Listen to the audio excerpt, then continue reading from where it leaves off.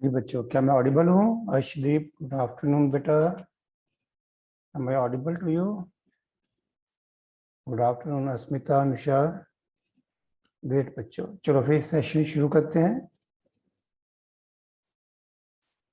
लीजिए।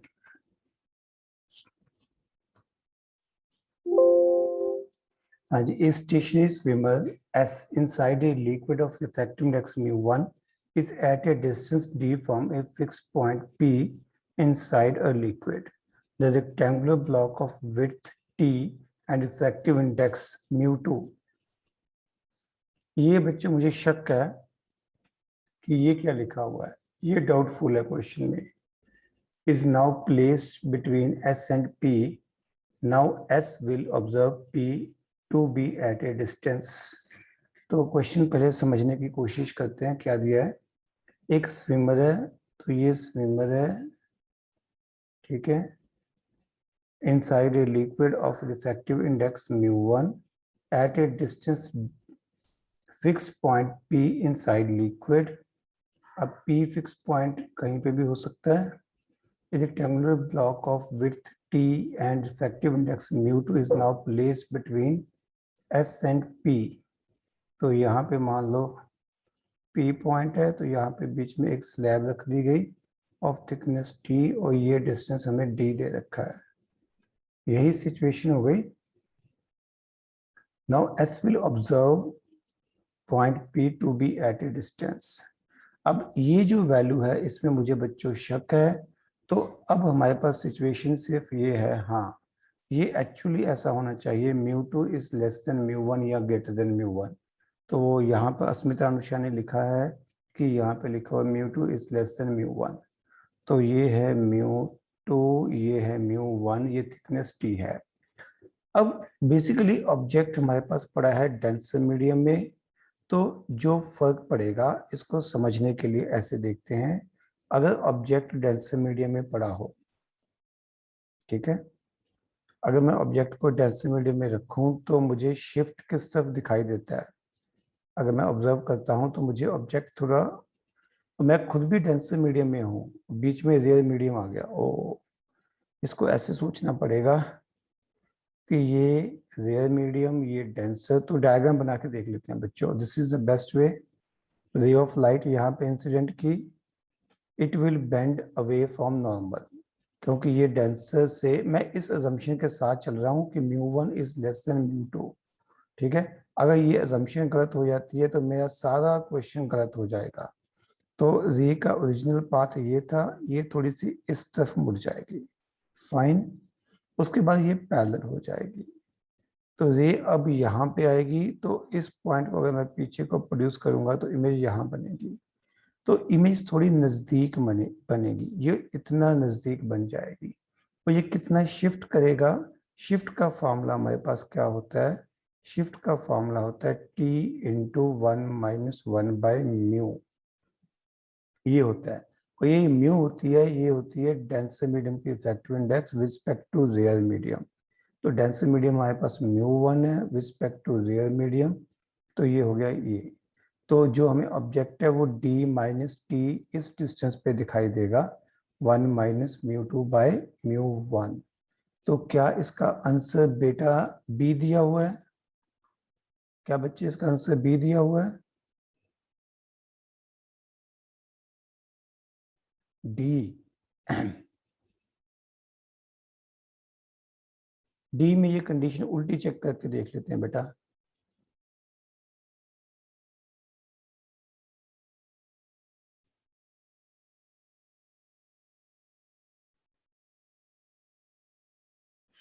पर mu1 तो ग्रेटर देन mu2 है ही है, इस हिसाब से भी ये वैल्यू तो बड़ी ही आएगी। सर दिस इज कंडीशन और इंटरनेट, ओके। तो हमारे इन दोनों के बीच में एक नेगेटिव साइन का फर्क पड़ रहा है। तो ये कह रहा है कि बेसिकली दो, नहीं काफी फर्क पड़ रहा है। mu1 mu2 भी उल्टे हैं, तो mu1 तो पक्का से बड़ा है, दोनों के हिसाब से mu1 तो बड़ा ही बन रहा है। बट मेरी डायग्राम के हिसाब से तो ये सही चल रहा है कि ये ऑब्जेक्ट ए पड़ा था, पी पॉइंट को देखना है। Now placed between S and P, the S will observe P at a distance. तो इसकी ये तो ये इधर है, नहीं बच्चों एक minute, I did a mistake, sorry, ये मैंने उल्टा कर दिया, let me correct this, sorry. तो ये था नॉर्मल, ये था ओरिजिनल पाथ, इसने बेंड करना था अवे फ्रॉम नॉर्मल, क्योंकि डेंसर से रेयर मीडियम में गया है। तो जब ये डेंसर से रेयर मीडियम में गया है, it will bend away from normal. अब रे यहाँ पे पहुंची, अब ये ओरिजिनल रे के पैरेलल हो जाएगी, परफेक्ट। अब ये इमेज यहाँ पे बनेगी समवट हियर। तो ये जो शिफ्ट है ये ऊपर को जाएगा, ठीक है, तो ये शिफ्ट ऊपर को जाना चाहिए। तो ये जो शिफ्ट है ऊपर को जाना चाहिए, परफेक्ट है। और शिफ्ट का फॉर्मूला हमारे पास कितना होगा, t इंटू 1 माइनस 1/μ, बिल्कुल सही है। तो टोटल डिस्टेंस बन जाएगा d plus T into 1 minus μ2/μ1। Answer फिर इसके हिसाब से तो C बन जाएगा। आप कह रहे हो आंसर डी है। So we can apply formula directly since observer and object are in same medium.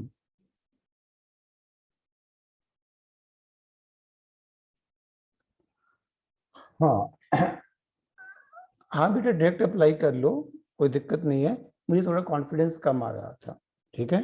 Formula तो यही बनेगा, आंसर तो सी बनना चाहिए। ये हमारी बुकलेट का क्वेश्चन है क्या? गुरनीत कह रही है कि सी इज गिवन ऑन इंटरनेट। तो अस्मिता इंटरनेट पे आपने चेक किया कि आंसर क्या दिया हुआ है?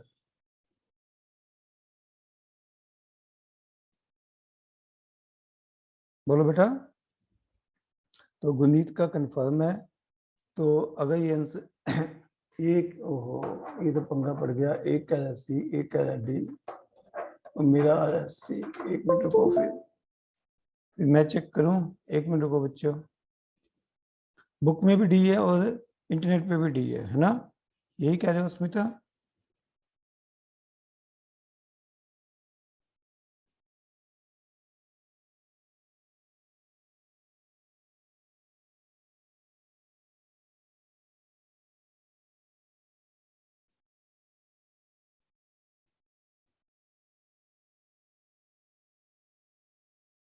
Different answers on different sides, my God.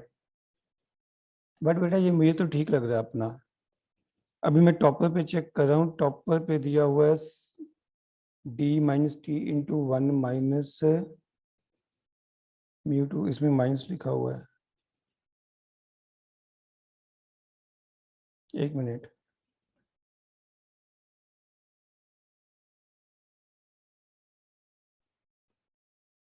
बेटा हमारा ठीक है, इसके हिसाब से हमारा ठीक है। हम अपनी किसी और टेंशन में नहीं लेंगे, मुझे अपना ठीक लग रहा है, मुझे फिलहाल कोई कंसर्न नहीं लग रहा। कंसर्न तब होता जब मैं रे डायग्राम ना बनाता। तो अस्मिता हम इसे बेटा ठीक मान के चलेंगे, हम अपना आंसर सी मान के चलेंगे, ठीक है, लेट इट बी सी। आप चाहो तो एक बार फिर से क्रॉस चेक करवा लेना, but still it seems to be okay. अगला क्वेश्चन है हमारे पास, a short linear object of length L lie on the spherical mirror of focal length f at a distance u from the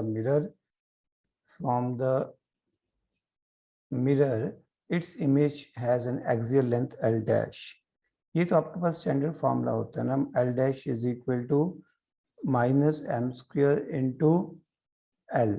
तो minus छोड़ दो, answer में minus है नहीं है, तो F upon F minus U होता है whole square multiply by L, ये आंसर बन जाएगा।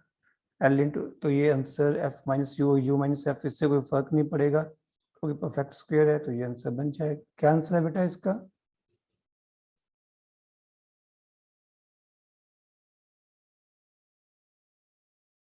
अस्मिता बेटा जो आप कह रहे हो ना कि ड्राइव किया है या नहीं किया, बेटा बिल्कुल ड्राइव किया हुआ है, ठीक है। उसमें तो हम यही कहते हैं कि इमेज दूर चली जाती है, ठीक है। तो इमेज दूर चली जाती है, उसमें शिफ्ट तो वही रहता है। तो अगर उसके हिसाब से भी चलूंगा तो आंसर तो यही बनेगा जो सी बन रहा है। तो आई डू एक्सपेक्ट के आंसर सी ही बनेगा बेटा, ठीक है। फिर भी कोई कंसर्न है तो आप मेरे को एक बार फोन पे डिस्कस कर लेना इसी सेशन के इमीडिएटली बाद, ठीक है।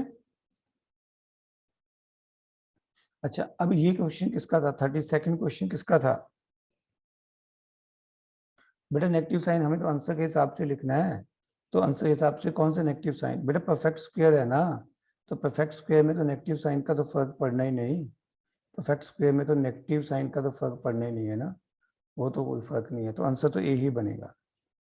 चलिए आगे, अगला क्वेश्चन है हमारे पास, radio waves diffract around building although light waves do not. बेटा ये अभी अगले चैप्टर का क्वेश्चन है, इसका आंसर क्या है कि जो क्या नाम है साउंड वेव्स हैं या रेडियो वेव्स हैं, इनकी वेवलेंथ ज्यादा होती है because these are of longer wavelength.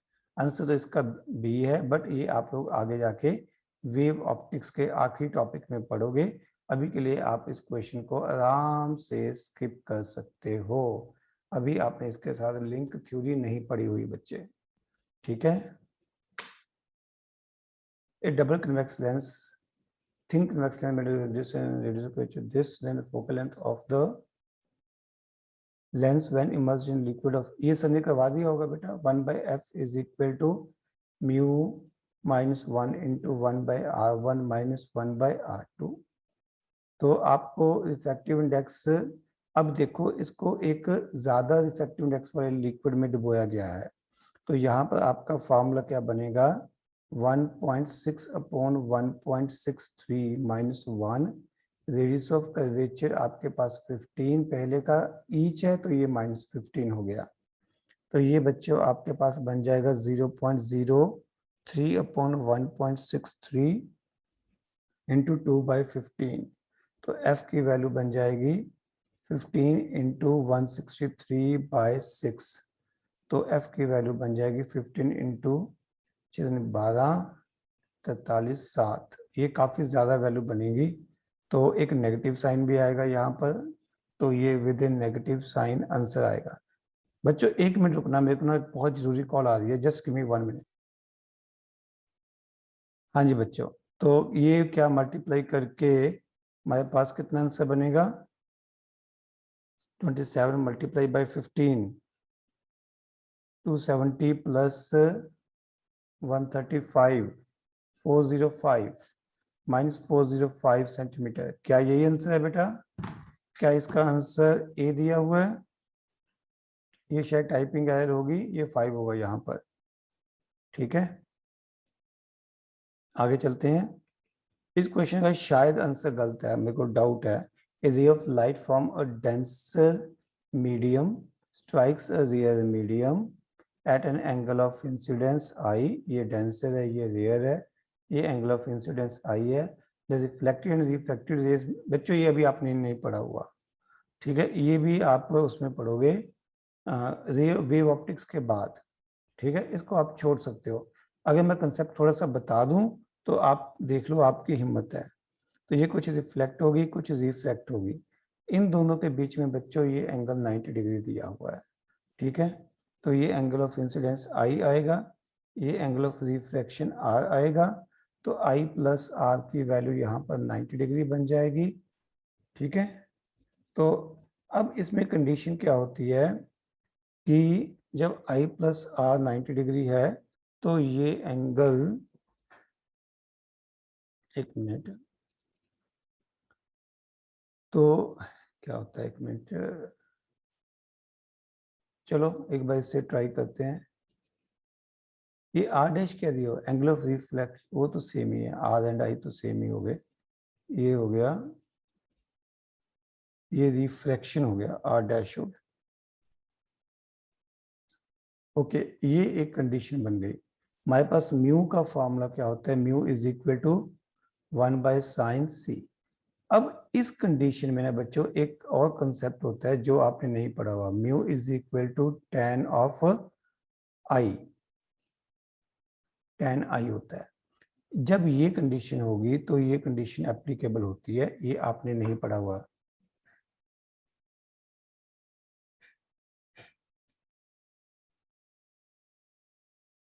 क्या लिखा है श्रीदीप कौर सर, ये 27 पॉइंट समथिंग है, इसमें बेटा 27 पॉइंट समथिंग कौन सा आ गया? आशीष मैं समझा नहीं बच्चे, क्या कह रहे हो? तो दोबारा से थोड़ा एक्सप्लेन कर दो। पिछले क्वेश्चन में लो बेटा, पिछले क्वेश्चन में क्या है इशू? अच्छा, ओके ओके। तो वो ये कह रही है कि यहाँ पे 20 पॉइंट समथिंग है, उससे आंसर में थोड़ा फर्क पड़ जाएगा। ठीक है बेटा, ठीक है, आपकी बात सही है, परफेक्ट है, आपकी बात मान ली। तो आंसर 407 मान लो, अगर आप इसको अप्रोक्सीमेटली 27 लेते हो। यही कह रहे हो ना?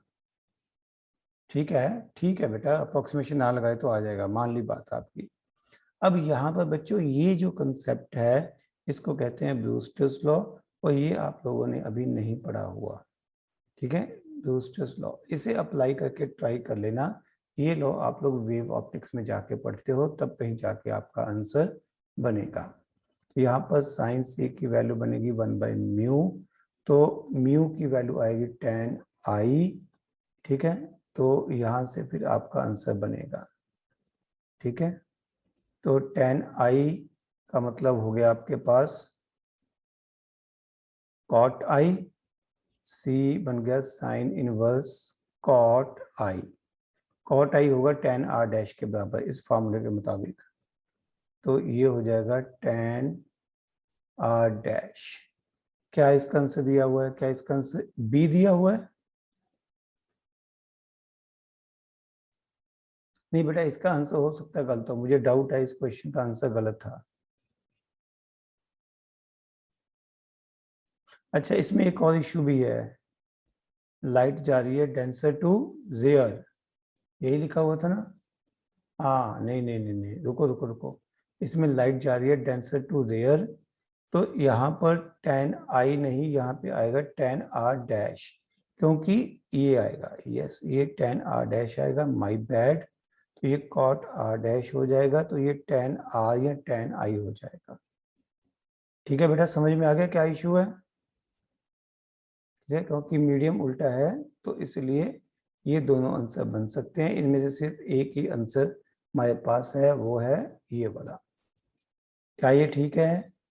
ऐश्वर्या, दीप, अनुषा, अस्मिता, ठीक है बच्चों, चलें आगे।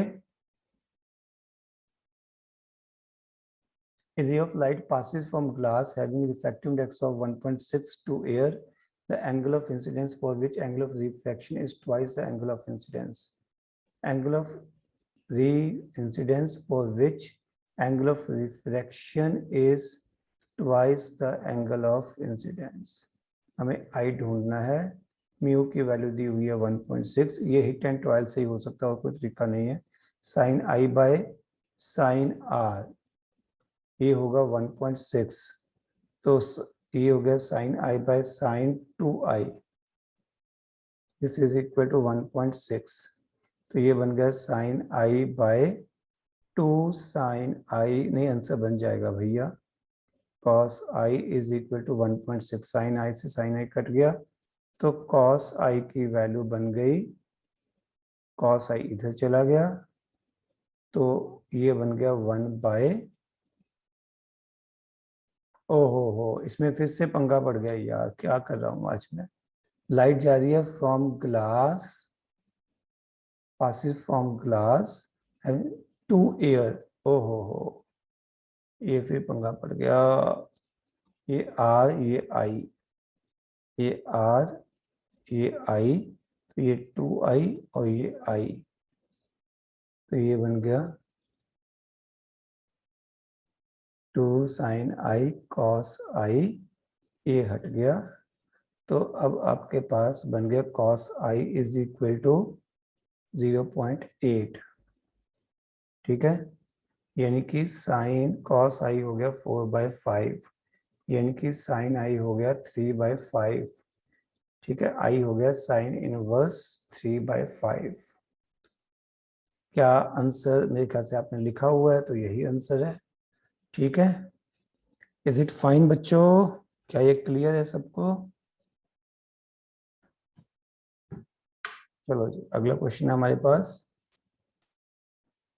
A circular beam of light of diameter this falls on a plane surface of glass. falls on a plane surface of glass, the angle of incidence is this, refractive index is this, diameter of the refracted ray is.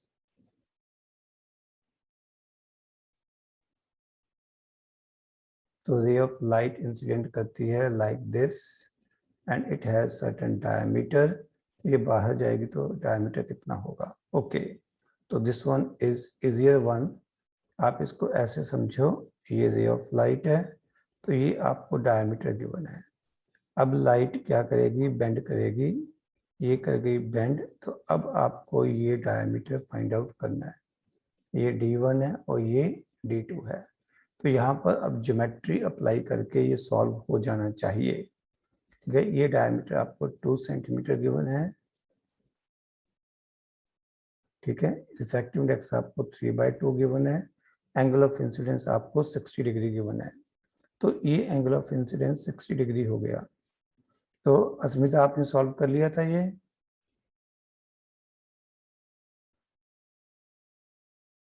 इसको मैं थोड़ा सा zoom करके बना रहा हूँ. बढ़िया बेटा. तो ये आपके पास 2 है बेटा, ये एंगल 60 है, तो ये कितना हो जाएगा? 30. ये 30 हो गया तो ये भी 30 हो गया. ठीक है, अब आप इस AB को निकाल लो इन टर्म्स ऑफ 2 and 30. ये एंगल 90 है तो आपके पास साइन 30 डिग्री बनेगा 2/AB. ठीक है, सिमिलरली दूसरी तरफ से आपके पास angle of refraction sine R बन जाएगा डायमीटर अपॉन AB. इन दोनों को डिवाइड कर दो तो sine 30 by sine R should be equal to 2/D2. Sine 30 1/2 है, साइन R हमें ढूंढना पड़ेगा using Snell's law. Mu is equal to sine I by sine R. ये 3/2 हो गया. I 30 है, साइन 30. एक्चुअली ये सीधा ही बन गया बेटा, ये तो 3/2 है.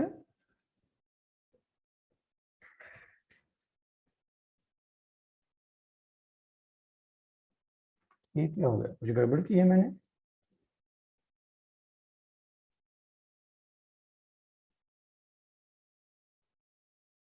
ये एंगल R होगा, ये एंगल R होगा, तो ये एंगल नहीं नहीं ये गलत हो गया. ये 90 माइनस R आएगा. साइन 90 माइनस R परफेक्ट है. अब सही हो गया. ठीक है, तो अब इसको सॉल्व कर लो. साइन I कितना है? साइन I था 60 डिग्री, तो साइन 60 हो गया under 3/2 upon sine R is equal to 3/2. ये कट गया. साइन R की वैल्यू आ गई बच्चों 1/√3. इसे सॉल्व कर लेना, ये 0.577 बनेगा. ठीक है, अब यहाँ पर साइन आएगा 90 माइनस R यानी कि कॉस R. ये वैल्यूज पुट कर लेना, यहाँ से D2 की वैल्यू आ जाएगी. क्या ऐसे ही किया था अस्मिता, अनुषा? D2 हमारे पास आ जाएगा 2 into cos R by sine 30.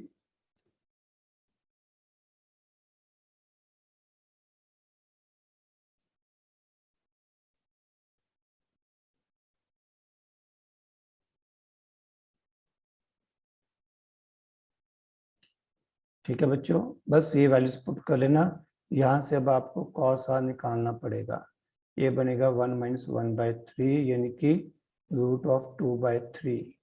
तो ये वैल्यू जब यहाँ पे पुट करोगे 2 इंटू √2/3 इंटू 1/2, ये 4√2/3. ये तो कुछ ज़्यादा ही हो गया.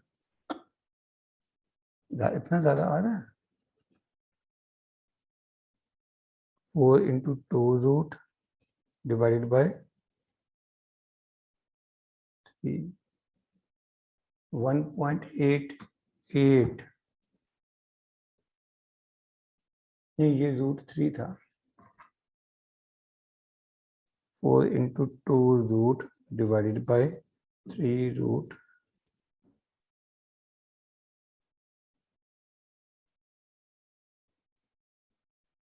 ये परफेक्ट आंसर आ गया बेटा, 3.26 आ गया.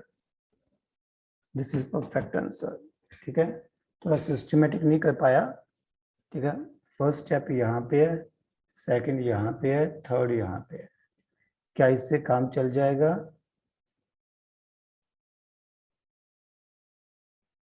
हाँ जी, ये क्वेश्चन किसका था? ऐश्वर्या का।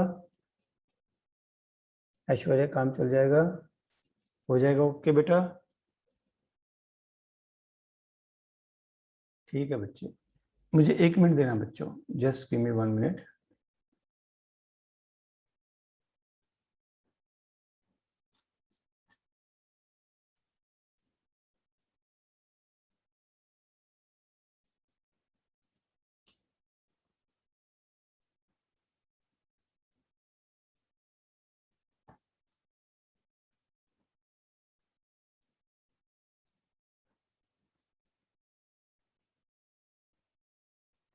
हाँ जी बच्चों, आगे वापस। Two identical glass equiconvex lens of focal length, this are kept in contact, the space between them is filled। okay, ये क्वेश्चन तो बेटा स्टैंडर्ड क्वेश्चन है। ये दो लेंस हो गए, बीच में यहाँ पे लिक्विड भर दिया, तो अब ये 3 लेंसेज का कॉम्बिनेशन हो गया। एफ नॉट लिख लो, 1/f।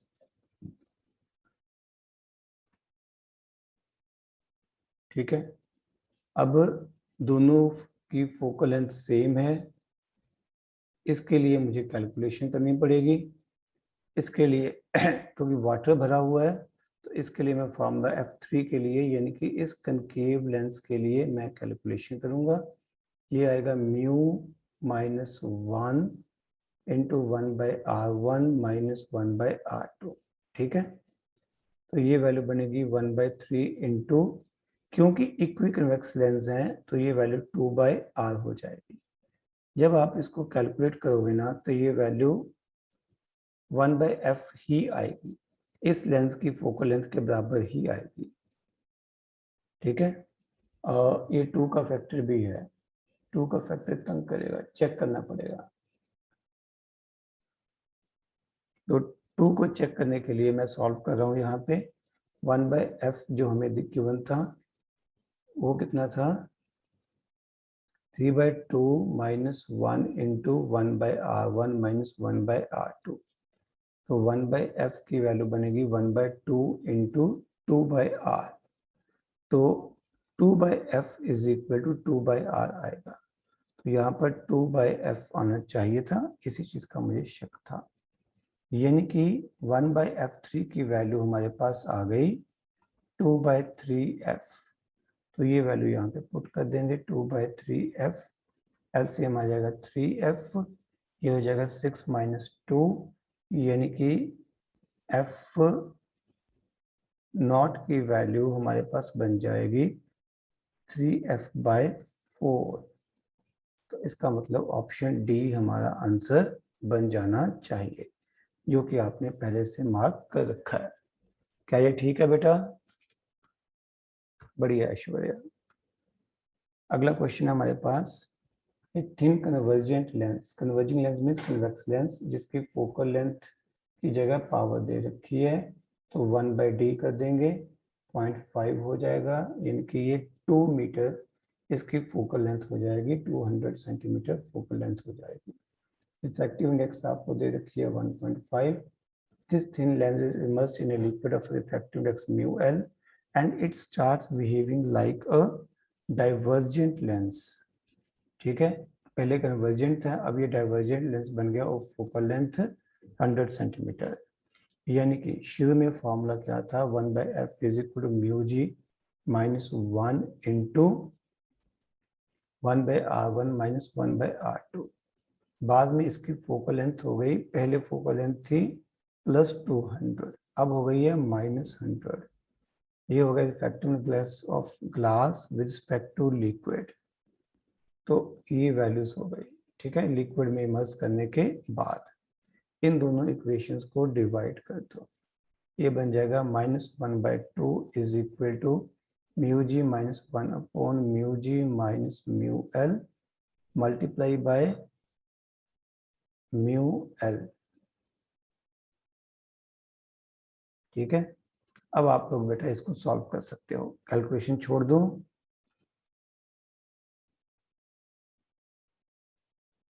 बोलो भैया ऐश्वर्या, कैलकुलेशन छोड़ दूं बेटा? ठीक है, डन हो गया बेटा, आई थिंक सो। ऐश्वर्या आपका हो जाएगा। चलिए आगे बच्चों, लीजिए अगला क्वेश्चन है, ये शॉर्ट लीनियर, ये बेटा अभी हमने किया, वेरी फर्स्ट क्वेश्चन था। ये स्टैंडर्ड फार्मूला होता है बेटा, स्टैंडर्ड फार्मूला होता है। एक्चुअली जो वेलोसिटी ऑफ इमेज का फार्मूला होता है ना, वही लग जाता है इसमें, वेलोसिटी ऑफ ऑब्जेक्ट। यही अगर स्मॉल ऑब्जेक्ट पड़ा हो, स्मॉल लीनियर ऑब्जेक्ट पड़ा हो, तो इमेज का साइज जो है वो एम स्क्वायर ऑब्जेक्ट का साइज हो जाता है, F upon F minus U whole square. ठीक है बच्चे, इससे आपका आंसर ए बन जाएगा। ये ठीक है, किसका था ये, ऐश्वर्या का या किसी और का? गुरनीत का हो गया। लो जी, अगला क्वेश्चन है हमारे पास, figure 18Q3 shows three transparent media of effective indices mu1, mu2, mu3. A point object O is placed in medium mu2. If the entire medium on the right of the spherical surface is mu1, has effective mu1, and the image forms at O dash. If the entire medium has effective index mu3, it image forms at O double dash. The image formed between ना दो images बन जाएंगी O dash and O double dash पे, to images will form, ये answer बन जाएगा। क्या answer है इसका बेटा?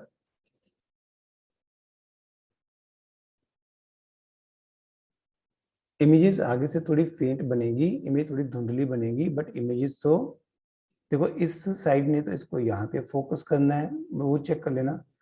ये μ1 के साथ शायद उल्टा हो गया, इसको इसने इसको यहाँ पे फोकस करना है और इसने इसको यहाँ पे फोकस करना है।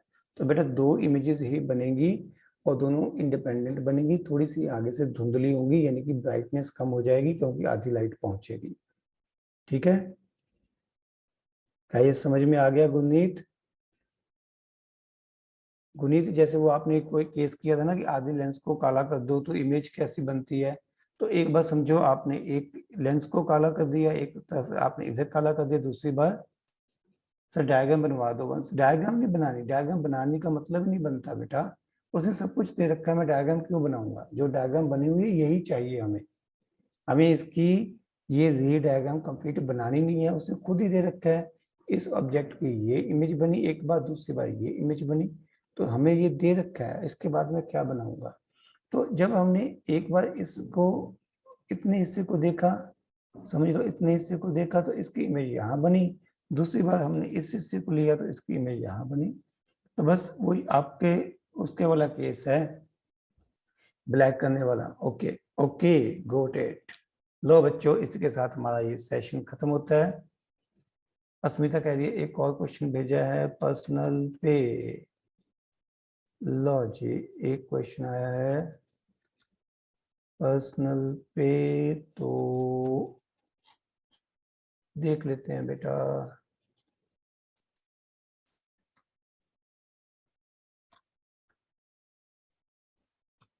लो जी, the conduction current is same as displacement current when the source is, कोई भी हो बेटा, क्या लिखा है, डीसी ओनली?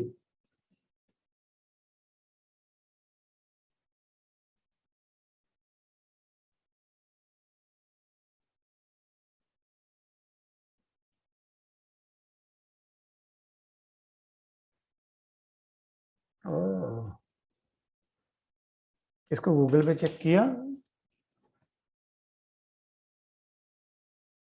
ठीक है कि हमने साइड जो डिस्कशन है वो डीसी के लिए की है, बट होना तो नहीं चाहिए, ये दोनों के लिए सेम होना चाहिए। एक मिनट मैं चेक कर रहा हूँ।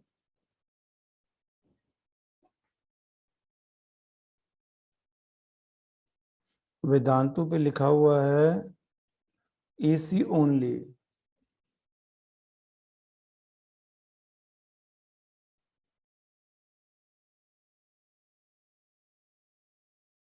चलो टॉपर पे देखते हैं। टॉपर में भी लिखा हुआ है AC ओनली।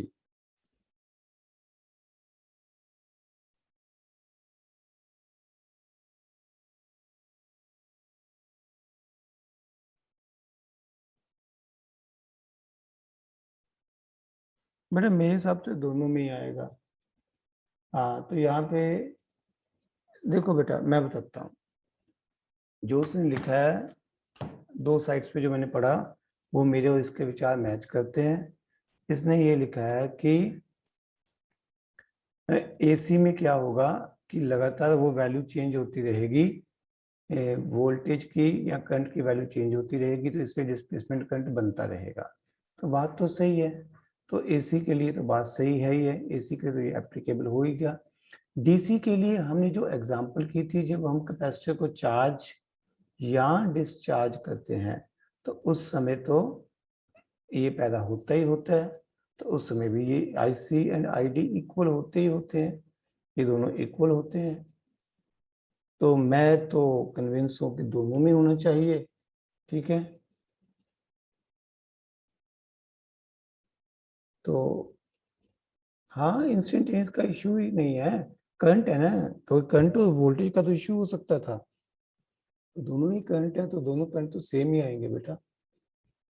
ठीक है, तो DC में जब, ठीक है, DC में 2 सिचुएशन हो सकती हैं कि जब कैपेसिटर पूरी तरह से चार्ज हो गया। ठीक है, तो अच्छा DC में अगर ये कंडीशन लगाते हैं कि मान लो आपने ये लगा दिया, तो ठीक है, अब कंडक्शन करंट है पर कोई जगह ही नहीं है यहाँ पे डिस्प्लेसमेंट करंट हो, तो डिस्प्लेसमेंट करंट है ही नहीं है। मैं ये नहीं कह सकता कि डिस्प्लेसमेंट करंट 0 है, मैं ये कहूंगा कि यहाँ पर डिस्प्लेसमेंट करंट है ही नहीं। अगर होता तो इक्वल होता। ठीक है ना। अब अगर उसने ऑनलाइन में इस कंडीशन को रिजेक्ट कर दिया हो तो अलग बात है, बट यहाँ पर डिस्प्लेसमेंट करंट की जगह ही नहीं है, तो यहाँ पे सिर्फ कंडक्शन करंट है, डिस्प्लेसमेंट करंट है ही नहीं। अगर होता तो वो कंडक्शन करंट के इक्वल होता। जैसे हम कैपेसिटर को चार्ज करते हैं तो उस समय डिस्प्लेसमेंट और कंडक्शन करंट दोनों होते हैं और दोनों इक्वल होते हैं। तो बेटा मैं तो काफी कॉन्फिडेंट हूँ कि मेरे हिसाब से आंसर C बनना चाहिए। ठीक है, फिर भी आप लोग एक बार बेशक अश्विनी सर से क्रॉस चेक कर लेना और इनफैक्ट मुझे भी बता देना। बट ठीक है, क्रॉस चेक करने वाली बात है। इसका जो आंसर है वो टीचर टू टीचर भी ओपिनियन वेरी कर सकता है, कोई इसका बढ़िया सोल्यूशन नहीं है मेरे पास। ठीक है, but still I am confident कि इट शुड बी C। ठीक है बच्चों, so let us and this session. नमस्कार, सत श्री अकाल, आदाब।